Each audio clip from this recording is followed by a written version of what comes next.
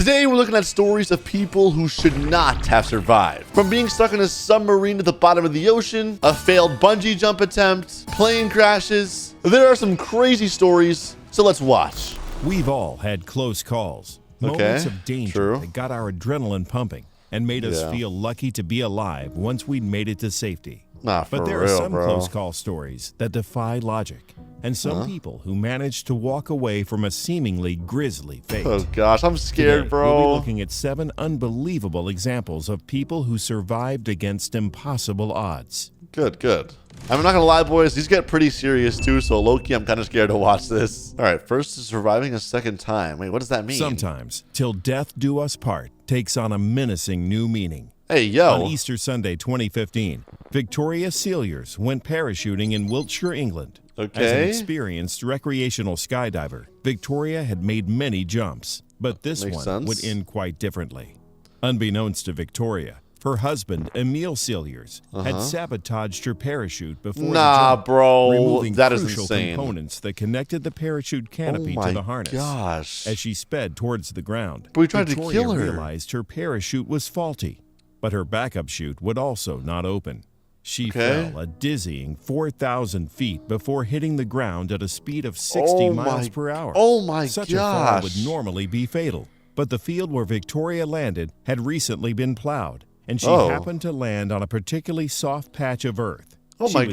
She was seriously injured, but incredibly, she survived. Police would later learn that Emil, a sergeant in the British Army, was having 2 affairs. Nah. Bro tried to kill his wife? Nah, imagine when she realized that, bro. Oh my gosh. One of the women that he would leave his wife, and he planned to cash in on Victoria's life insurance policy after her death. Bro, In fact, that guy's Emil evil. had tried to kill Victoria a week before the jump as well by tampering with a gas valve in their home. What the? Emil opened a valve in the kitchen while Victoria and their children were sleeping, then left to spend the night at his ex-wife's home.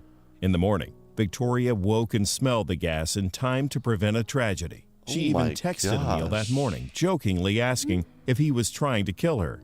Thankfully, luck was on Victoria's side, and both attempts on her life failed. In 2018, Emil was tried for the murder plots and sentenced to life in prison. He will have to serve a minimum of 18 years behind bars. He probably should, bro. Victoria Trying to was kill left with people like emotional that. trauma even after her injuries healed. But Trying to soon kill your after, wife. went skydiving again to raise money for the Wiltshire Air Ambulance, which she credits with saving her life.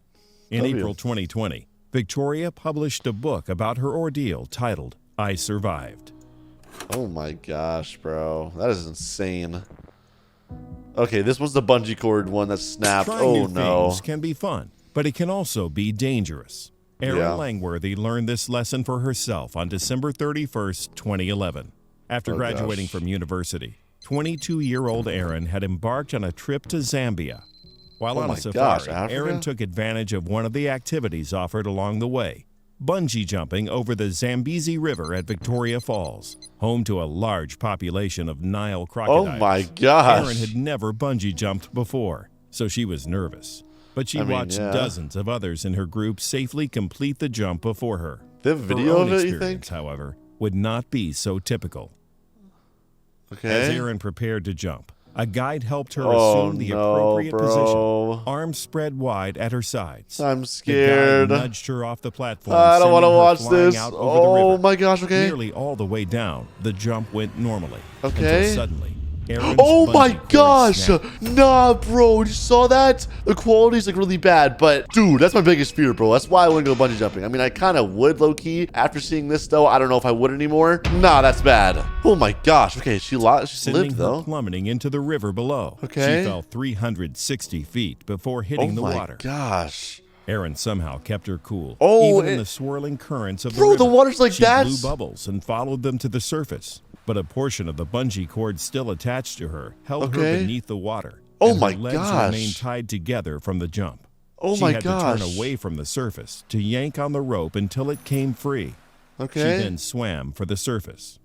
When she was finally pulled from the water at the riverbank, Erin had spent a total of 40 minutes in the river fighting for her life.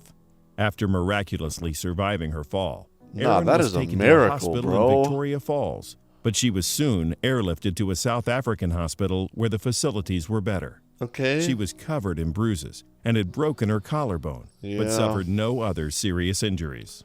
Aaron spent 2 weeks recovering from a freak accident before returning home to Australia. The Bungee company has since introduced measures to ensure that what happened to Aaron won't happen again. I would hope so, bro. I'm not gonna lie. Their business probably should be shut down. She could have died, bro. I mean, if she did die, it'd probably be shut down, but that's horrible, dude. Oh my gosh. Now, these are like all miracles, dude. Okay. Oh. Nah, with the audio is crazy too, bro. You hear the reactions? Will you bungee jump again? No. Not anytime soon. Maybe in the Aww. At least you're being positive about it, but bro, that's scary. Beck's too happy with me, but maybe in the future sometime. Dang. Oh my gosh, bro, it's scary. Unbelievable rescue. Imagine surviving a disaster only to be stranded where you may never be found. On May 26, 2013, 29-year-old Harrison Okene was working as a cook aboard a tugboat operating off the coast of Nigeria. In the early hours of the morning, heavy swells caused the tugboat to capsize 20 miles from shore. Harrison was in the bathroom when the ship began to overturn and had to desperately search for a way out. He ended up in the engineer's office. Water began to fill the room, but it did not fill completely. Okay, I thought it was a submarine, but an air bubble in the small space allowed Harrison to survive. The ship went down as he remained trapped in the air bubble for nearly 3 days. Harrison had no food or fresh water. He struggled against the cold temperatures, and he had to listen to sounds of animals moving around the ship, which he thought were sharks or barracuda. A diving company was sent to the sunken ship to retrieve the bodies from the wreck. Divers were shocked to discover Harrison still alive 60 hours after the disaster. He's alive. The ship's only survivor. I want to hear like the story about that, bro. When the divers came upon him, Harrison was dehydrated and disoriented. His lungs were full of a near-fatal amount of nitrogen, but he was alive. He had to be rescued from the wreck very this is the slowly and video? carefully. The divers strapped him into diving equipment, careful not to panic him, and he was led to a diving bell that transported him to the surface. No, that's insane. Harrison was taken to a decompression chamber for 2 days to account for how deep underwater he'd been. Makes sense. Having walked away from certain death, Harrison continued working as a cook, but he vowed that he would never go back to sea. Dang, bro. Okay, I'm not gonna lie though, that is a miracle as well. He probably was like stuck in there thinking like, dang, I'm an idiot, like I got stuck in the bottom of the ship, but it actually low-key saved him, because if he was like stuck just like swimming, he probably would have just drowned because he would have got too tired, but it low-key probably saved him. But that's still, I'm obviously still insane. Oh my gosh, bro. Okay, next up we have Saved by Strangers. Okay, not sure what that means yet. A tragedy at a New York City subway station became a miracle for one little girl. In September 2019, a 45-year-old man arrived at the Kingsbridge subway station in the Bronx, walking hand in hand with his young daughter. But to the surprise of the rush hour crowd at the station, the man, Fernando Balbuena Flores, jumped onto the subway tracks just as a train was approaching. Bro, what? Why? Fernando pulled his daughter, who was just 5 years old, onto the tracks with him. No. He was trying to like, I don't want to say it, but bro, like unalive his family, his daughter, bro. No. Train struck. Come on, Fernando was killed instantly, but his daughter impossibly survived. Oh my gosh. After the train had stopped, 2 good Samaritans leapt down onto the tracks, where they coaxed the girl to crawl out from beneath the subway car and lifted her to safety on the train platform. She suffered scratches and lacerations, but due to her exact position underneath the train, her injuries were so minor that she was back at home with her mother and other family members later that day. What the Fernando heck, Balbuena Flores was known to suffer from depression and had bro, been on still, bro, you don't do that, dude. Off medication for it before he jumped onto the tracks. Okay, that medication messed him up, bro. I'm not even trolling, bro, because that is weird. That is weird, bro. You do not try to unalive your daughter, bro. What the heck, dude? I'm not even trolling. I don't care what he had, bro. That's weird. In a 1-in-a-million survival story, and thanks to the quick thinking of the 2 men who lifted her to safety, this child lost her father, but walked away with her life. Antonio Love, whose bag was stolen during the rescue, and Jairo Torres were later honored for their heroism and bravery by Bronx Borough President Ruben Diaz. Dang, bro. Okay, this is getting... I told you, bro, these are sad, bro. They're For window scary. washer Alcides Moreno, a typical day at work quickly became a fight for survival. On December 7th, 2007, 37-year-old Alcides and his younger brother Edgar arrived at work as usual. They rode an elevator to the roof of Solo Tower, a 47-story apartment building on New York City's Upper East Side. As Edgar and Alcides stepped onto the scaffolding that would normally lower them slowly down the side of the building, I wouldn't do that. The anchors holding the platform came loose. Oh the my brothers gosh. fell 472 feet in about 6 seconds. The estimated speed of their fall was more than 120 miles per hour. Oh my goodness. And they lived? Wait, Edgar fell off the scaffolding, hitting a wooden fence and dying instantly. Oh my gosh. But to the bafflement of the first responders and doctors who treated him, Alcides survived this unsurvivable fall. Alcides suffered intense injuries. How did he survive? 2 broken legs, a broken arm, a broken foot, 2 collapsed lungs, several broken ribs, and a crushed vertebrae. His brain was swollen, and several of his organs had ruptured. He received 24 pints of blood and 19 pints of plasma. How did he It was suggested that Alcides had survived by clinging to the platform as he sped towards the ground, likely creating enough wind resistance to slow his fall. When he landed, the platform also provided a barrier between his body and the concrete. In hospital, Alcides was put in a medically induced coma and underwent more than 15 surgeries. His wife Rosario stayed by his side until he awoke on Christmas Day 3 weeks later. Though Alcides required extensive surgery and rehabilitation, he slowly recovered and was even able to walk again, much to the amazement of his doctors. Falling from a height of just 10 stories is almost always fatal. Alcides' survival and recovery was unlike anything medical professionals had ever seen before. That is a miracle, bro. Like, rest in peace to his brother, but this is just crazy. After extensive physical therapy, Alcides has lasting back problems and other complications. He also bears many scars from the accident, and he had to grapple with the death of his brother while he got back on his feet. Horrible too, he was left unable to work and eventually received a multi-million-dollar settlement from the scaffolding company Tractel Inc. Probably after a good thing, Manhattan bro. Supreme Court judge found them at fault for the shoddily installed cables on the platform. According to Alcides, he can no longer run. And for 3 years, he mourned his younger brother Edgar, but still considers his survival. It's so sad, bro. It makes you want to cry, bro. Like, I feel bad. These are real people, bro. Participated in charity walks to raise money for a church food pantry.